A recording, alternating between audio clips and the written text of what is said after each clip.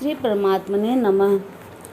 श्रीमद् भागवत गीता के 18वें अध्याय का महात्म्य। श्री पार्वती जी ने कहा, भगवान आपने 17वें अध्याय का महात्म्य बतलाया, अब 18वें अध्याय के महात्म्य का वर्णन कीजिए। श्री महादेव जी ने कहा, गिरि नंदिनी चिन्मय आनंद की धारा बहाने वाले 18वें अध्याय के पावन महात्म्य को, जो वेद से भी उत्तम है, श्रवण करो। यह संपूर्ण शास्त्रों का सर्वस्व, कानों में पड़ा हुआ रसायन के समान तथा संसार के यातना जाल को छिन्न भिन्न करने वाला है। सिद्ध पुरुषों के लिए यह परम रहस्य की वस्तु है। इसमें अविद्या का नाश करने की पूर्ण क्षमता है। यह भगवान विष्णु की चेतना तथा सर्वश्रेष्ठ परम पद है।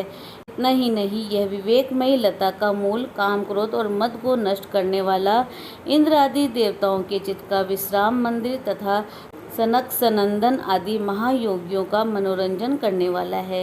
इसके पाठ मात्र से यमदूतों की गर्जना बंद हो जाती है। पार्वती, इससे बढ़कर कोई ऐसा रहस्यमय उपदेश नहीं है जो संतप्त मानवों के त्रिविध तापों को हरने वाला और बड़े बड़े पातकों का नाश करने वाला हो। 18वें अध्याय का लोकोत्तर महात्म्य है। इसके संबंध में जो पवित्र उपाख्यान है, उसे भक्ति पूर्वक सुनो। उसके श्रवण मात्र से जीव समस्त पापों से मुक्त हो जाता है। मेरुगिरी के शिखर पर अमरावती नाम वाली एक रमणीय पुरी है। उसे पूर्व काल में विश्वकर्मा ने बनाया था। उस पुरी में देवताओं द्वारा सेवित इंद्र सची के साथ निवास करते थे। एक दिन वे सुखपूर्वक बैठे हुए थे। इतने में ही उन्होंने देखा कि भगवान विष्णु के दूतों से सेवित एक अन्य पुरुष वहां आ रहा है। इंद्र उस नवागत पुरुष के तेज से तिरस्कृत होकर तुरंत ही अपने मणिमय सिंहासन से मंडप में गिर पड़े। तब इंद्र के सेवकों ने देवलोक के साम्राज्य का मुकुट इस नूतन इंद्र के मस्तक पर रख दिया। फिर तो दिव्य गीत गाती हुई देवंगनाओं के साथ सब देवता इनकी आरती उतारने लगे। ऋषियों ने वेद मंत्रों का उच्चारण करके उन्हें अनेक आशीर्वाद दिए। गंधर्वों का ललित स्वर में मंगलमय गान होने लगा। इस प्रकार इस नवीन इंद्र को 100 यज्ञों का अनुष्ठान किए बिना ही नाना प्रकार के उत्सवों से सेवित देखकर पुराने इंद्र को बड़ा विस्मय हुआ। वे सोचने लगे, इसने तो मार्ग में न कभी पोसाले बनाए हैं, न पोखरे खुदवाए हैं और न पथिकों को विश्राम देने वाले बड़े बड़े वृक्ष ही लगवाए हैं। अकाल पड़ने पर अन्नदान के द्वारा इसने प्राणियों का सत्कार भी नहीं किया है। इसके द्वारा तीर्थों में सत्र और गांवों में यज्ञ का अनुष्ठान भी नहीं हुआ है। फिर इसने यहाँ भाग्य की दी हुई ये सारी वस्तुएं कैसे प्राप्त की है? इस चिंता में व्याकुल होकर इंद्र भगवान विष्णु से पूछने के लिए प्रेम पूर्वक क्षीर सागर के तट पर गए। वहां अकस्मात अपने साम्राज्य से भ्रष्ट होने का दुख निवेदन करते हुए बोले, लक्ष्मीकांत, मैंने पूर्व काल में आपकी प्रसन्नता के लिए 100 यज्ञों का अनुष्ठान किया था। उसी के पुण्य से मुझे इंद्र पद की प्राप्ति हुई थी, किंतु इस समय स्वर्ग में कोई दूसरा ही इंद्र अधिकार जमाए बैठा है। उसने न तो कभी धर्म अनुष्ठान किया है और न यज्ञों का।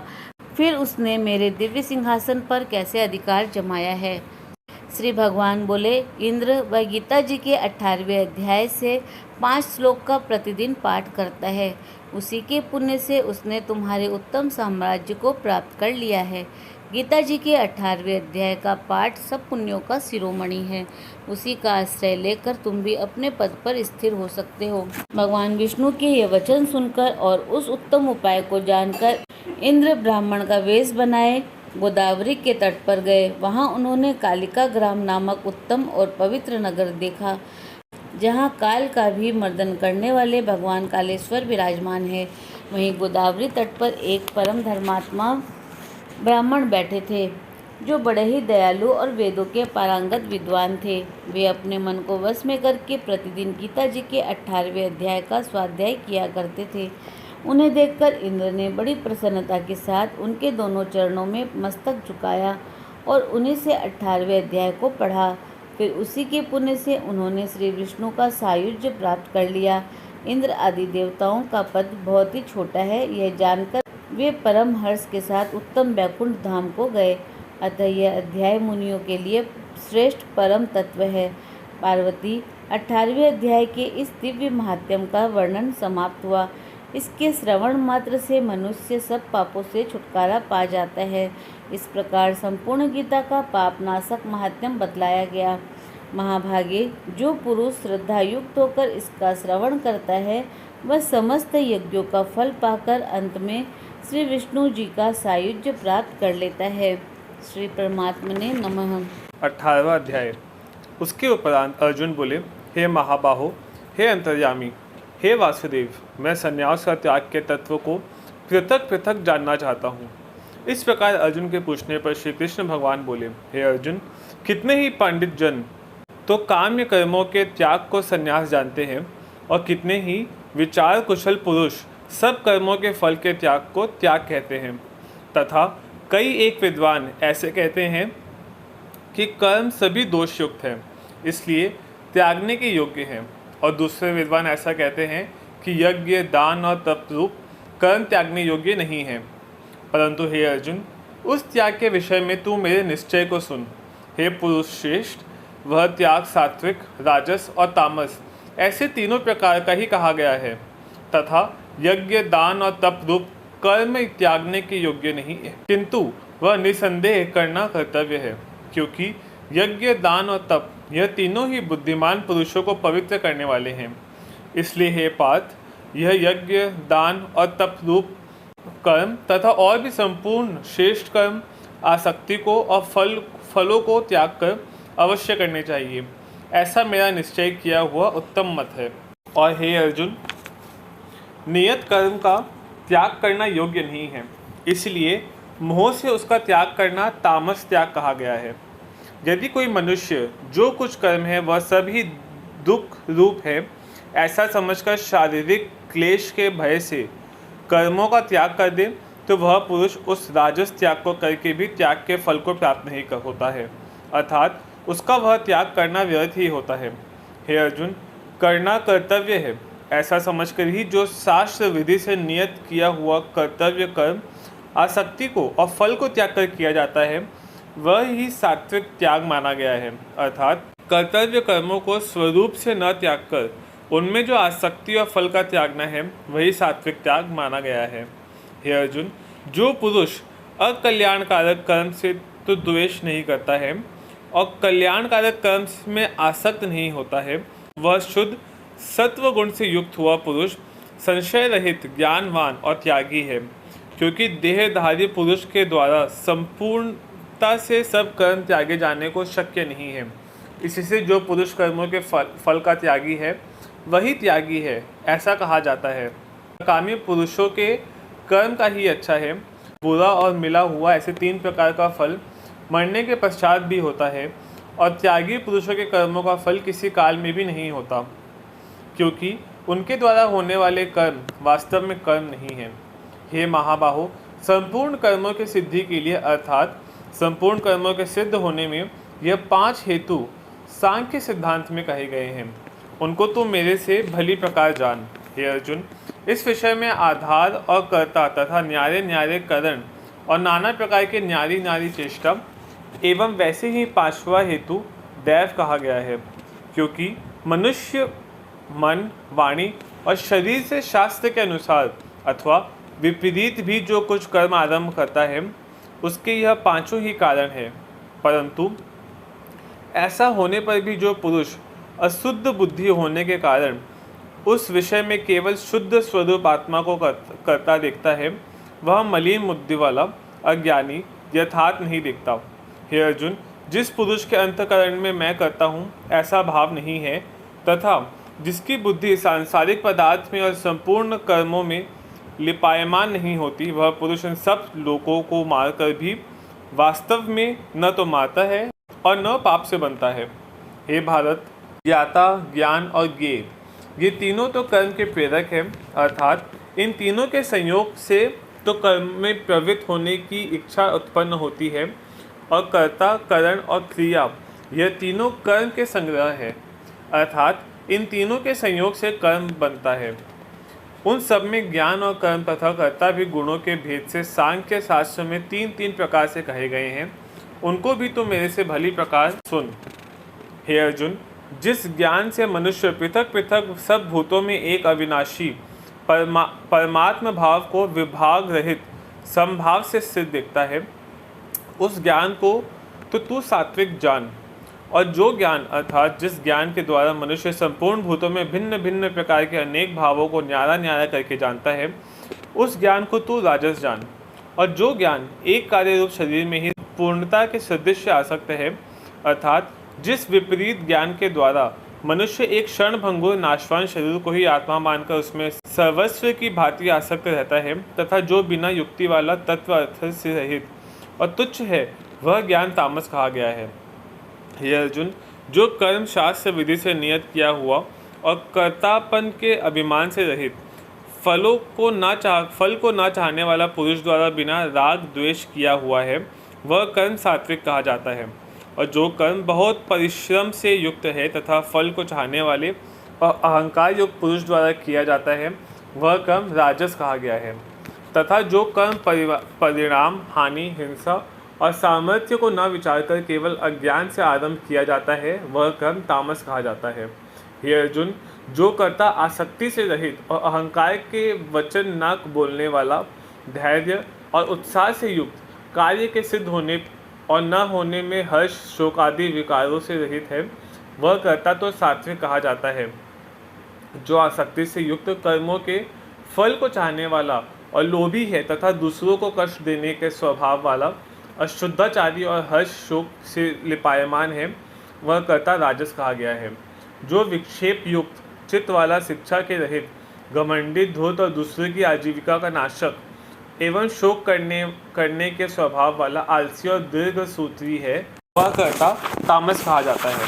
हे अर्जुन, तू बुद्धि का और धारण शक्ति का भी गुणों के कारण 3 प्रकार का भेद संपूर्णता से विभाग पूर्वक मेरे से कहा हुआ सुन। हे पार्थ, प्रवृत्ति मार्ग और निवृत्ति मार्ग को तथा कर्तव्य और अकर्तव्य को एवं भय और अभय को तथा बंधन और मोक्ष को जो जिस बुद्धि तत्व से जानती है, वह बुद्धि तो सात्विक है।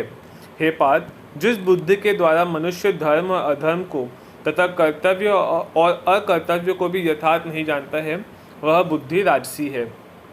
और हे अर्जुन, जो तमोगुण से आवृत हुई बुद्धि अधर्म को धर्म ऐसा मानती है तथा और भी संपूर्ण अर्थों को विपरीत ही मानती है, वह बुद्धि तामसी है।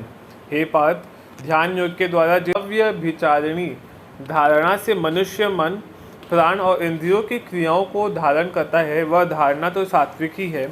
और हे पृथार्थ पुत्र अर्जुन, फल की इच्छा वाला मनुष्य अति आसक्ति से जिस धारणा के द्वारा धर्म, अर्थ और कामों को धारण करता है, वह धारणा राजसी है। तथा हे पार्थ, दुष्ट बुद्धि वाला मनुष्य जिस धारणा के द्वारा निद्रा, भय, चिंता और दुख को एवं उन्मत्तता को भी नहीं छोड़ता है, अर्थात धारण किए रहता है, वह धारणा तामसी है। हे अर्जुन, अब सुख भी तू 3 प्रकार का मेरे से सुन। हे भरतश्रेष्ठ, जिस सुख में साधक पुरुष भजन, ध्यान और सेवादि के अभ्यास से रमण करता है और दुखों को अंत को प्राप्त होता है, वह सुख प्रथम साधन के आरंभ काल में यद्यपि विष के सदृश भासता है, परंतु परिणाम में अमृत के तुल्य है। इसलिए जो भगवत विषय के बुद्धि के प्रसाद से उत्पन्न हुआ सुख है, वह सात्विक कहा गया है। जो सुख विषय और इंद्रियों को संयोग से होता है, वह यद्यपि भोग काल में अमृत के सदृश भासता है, परंतु परिणाम में विष के सदृश है, इसलिए वह सुख राजस कहा गया है। तथा जो सुख भोग काल में और परिणाम में भी आत्मा को मोहने वाला है, वह निद्रा, आलस्य और प्रमाद से उत्पन्न हुआ सुख तामस कहा गया है। हे अर्जुन, पृथ्वी में या स्वर्ग में अथवा देवताओं में ऐसा वह कोई भी प्राणी नहीं जो इन प्रकृति से उत्पन्न हुए तीनों गुणों से रहित हो, क्योंकि यावन मात्र सर्व जगत त्रिगुणमयी माया का ही विकार है।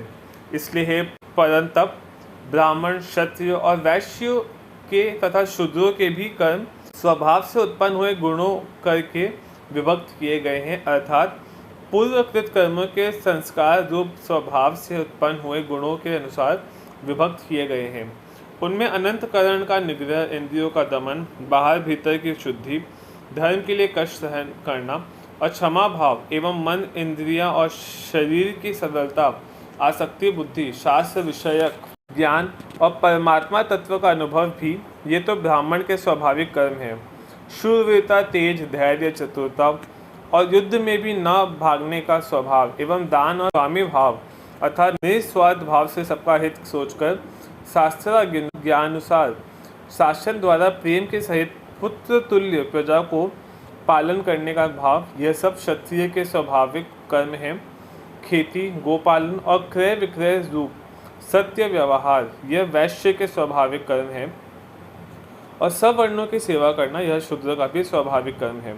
एवं इस अपने अपने स्वाभाविक कर्मों में लगा हुआ मनुष्य भगवत प्राप्ति रूप परम सिद्धि को प्राप्त होता है। परंतु जिस प्रकार से अपने स्वाभाविक कर्मों में लगा हुआ मनुष्य परम सिद्धि को प्राप्त होता है, उस विधि को तू मेरे से सुन। हे अर्जुन, जिस परमात्मा से सर्वभूतों की उत्पत्ति हुई है और जिससे यह सर्व जगत व्याप्त है, उस परमेश्वर को अपने स्वाभाविक कर्म द्वारा पूजकर मनुष्य परम सिद्धि को प्राप्त होता है।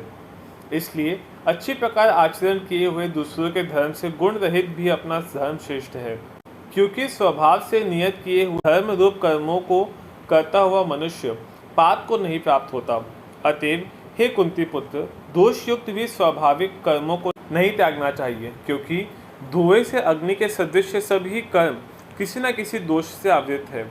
हे अर्जुन, सर्वत्र आसक्ति रहित बुद्धि वाला, स्पृहा रहित और जीते हुए अनंत कारण वाला पुरुष सांख्य योग के द्वारा भी परम नैश्य कर्म सिद्धि को प्राप्त होता है, अर्थात क्रिया रहित शुद्ध सच्चिदानंद घन परमात्मा की प्राप्ति रूप परम सिद्धि को प्राप्त होता है।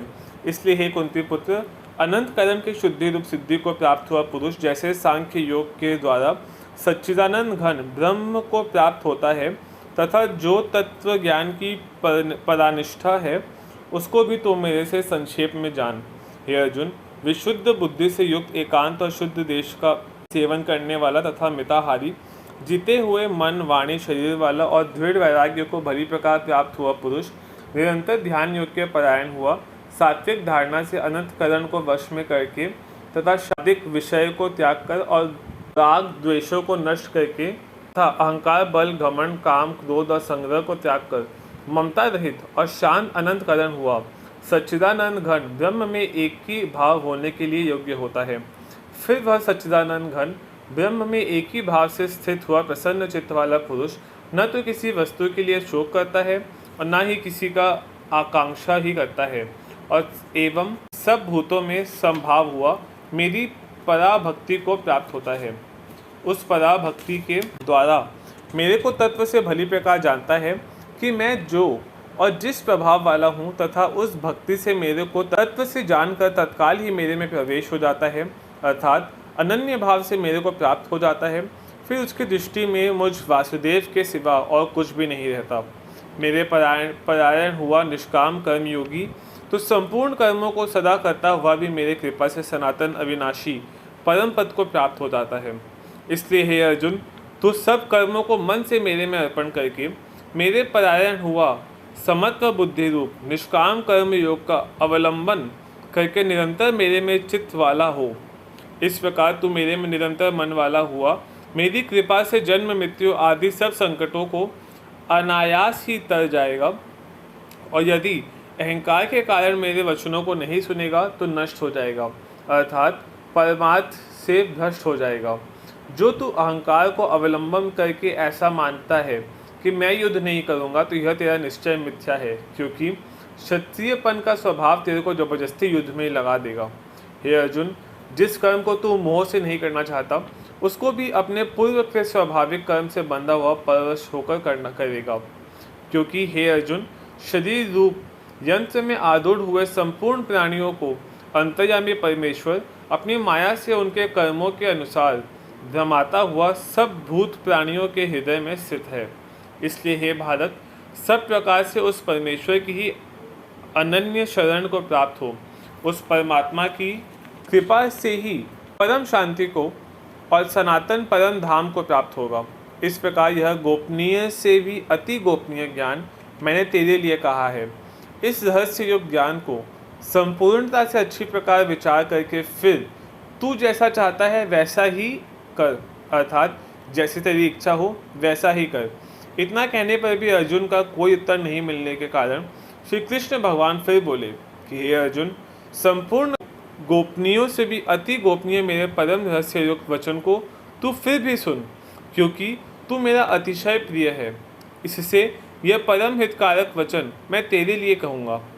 हे अर्जुन, तू केवल मुझ सच्चिदानंद घन वासुदेव परमात्मा में ही अनन्य प्रेम से नित्य निरंतर अचल मन वाला हो और मुझ परमेश्वर को ही अतिशय श्रद्धा भक्ति सहित निष्काम भाव से नाम गुण और प्रभाव के श्रवण कीर्तन मनन और पठन पाठन द्वारा निरंतर भजने वाला हो तथा मेरा शंख चक्र गदा पद्म और किरीट कुंडल आदि भूषणों से युक्त पीताम्बर वनमाला और कौस्तुभ मणिधारी विष्णु का मन वाणी और शरीर के द्वारा सर्वस्व अर्पण करके अतिशय श्रद्धा भक्ति और प्रेम से विहलता पूर्वक पूजन करने वाला हो और मुझ सर्वशक्तिमान विभूति बल ऐश्वर्य माधुर्य गंभीरता उदारता वात्सल्य और सुहृदयता आदि गुणों से संपन्न सबके आश्रय रूप वासुदेव को विनय भाव पूर्वक भक्ति सहित साष्टांग दंडवत प्रणाम कर। ऐसा करने से तू मेरे को ही प्राप्त होगा, यह मैं तेरे लिए सत्य प्रतिज्ञा करता हूँ, क्योंकि तू मेरा अत्यंत प्रिय सखा है। इसलिए सर्व धर्मों को अर्थात संपूर्ण कर्मों के आश्रय को त्याग कर केवल एक मुझ सच्चिदानंद घन वासुदेव परमात्मा की ही अनन्य शरण को प्राप्त हो, मैं तेरे को संपूर्ण पापों से मुक्त कर दूंगा, तू शोक मत कर। हे अर्जुन, इस प्रकार तेरे हित के लिए कहे हुए इस गीता रूप परम रहस्य को किसी काल में भी न तो तप रहित मनुष्य के प्रति कहना चाहिए और न भक्ति रहित के प्रति तथा न बिना सुनने की इच्छा वाले के लिए ही कहना चाहिए, एवं जो मेरी निंदा करता है उसके प्रति भी नहीं कहना चाहिए, परंतु जिनमें यह सब दोष नहीं हो ऐसे भक्तों के प्रति प्रेम पूर्वक उत्साह के सहित कहना चाहिए। क्योंकि जो पुरुष मेरे में परम प्रेम करके इस परम रहस्य गीता शास्त्र को मेरे भक्तों में कहेगा, अर्थात निष्काम भाव से प्रेम पूर्वक मेरे भक्तों को पढ़वाएगा या अर्थ की व्याख्या द्वारा इसका प्रचार करेगा, वह निसंदेह मेरे को ही प्राप्त होगा। और न तो इससे बढ़कर मेरा अतिशय प्रिय कार्य करने वाला मनुष्य में कोई है और न उससे बढ़कर मेरा अत्यंत प्यारा पृथ्वी में दूसरा कोई होगा। तथा हे अर्जुन, जो पुरुष इस धर्ममय हम दोनों के संवाद रूप गीता शास्त्र को पढ़ेगा अर्थात नित्य पाठ करेगा, उसके द्वारा मैं ज्ञान यज्ञ से पूजित होऊंगा, ऐसा मेरा मत है। जो पुरुष श्रद्धा युक्त और दोष दृष्टि से रहित हुआ इस गीता शास्त्र का श्रवण मात्र भी करेगा, वह भी पापों से मुक्त हुआ उत्तम कर्म करने वालों के श्रेष्ठ लोगों को प्राप्त होगा। इस प्रकार गीता का महात्म्य कहकर भगवान श्री कृष्णचंद्र आनंद कंद ने अर्जुन से पूछा, हे पार्थ, क्या यह मेरा वचन तैने एकाग्र चित्त से श्रवण किया? और हे धनंजय, क्या तेरा अज्ञान से उत्पन्न हुआ मोह नष्ट हुआ? इस प्रकार भगवान के पूछने पर अर्जुन बोले, हे अच्युत, आपकी कृपा से मेरा मोह नष्ट हो गया है और मुझे स्मृति प्राप्त हुई है, इसलिए मैं संशय रहित हुआ स्थित हूँ और आपकी आज्ञा पालन करूँगा। इसके उपरांत संजय बोले, हे राजन, इस प्रकार मैंने श्री वासुदेव के और महात्मा अर्जुन के इस अद्भुत रहस्य युक्त और रोमांचकारक संवाद को सुना। कैसे कि श्री व्यास जी की कृपा से दिव्य दृष्टि द्वारा मैंने इस परम रहस्य युक्त गोपनीय योग को साक्षात कहते हुए स्वयं योगेश्वर श्री कृष्ण भगवान से सुनना है। इसलिए हे राजन, श्री कृष्ण भगवान और अर्जुन के इस रहस्य युक्त कल्याणकारक और अद्भुत संवाद को पुनः पुनः स्मरण करके मैं बारंबार हर्षित होता हूँ। तथा हे राजन, श्री हरि के उस अति अद्भुत रूप को भी पुनः पुनः स्मरण करके मेरे चित्त में महान आश्चर्य होता है और मैं बारंबार हर्षित होता हूँ। हे राजन, विशेष क्या कहूँ, जहाँ योगेश्वर श्री कृष्ण भगवान हैं और जहाँ गांडीव धनुषधारी अर्जुन है, वहीं पर श्री विजय विभूति और अचल नीति है, ऐसा मेरा मत है।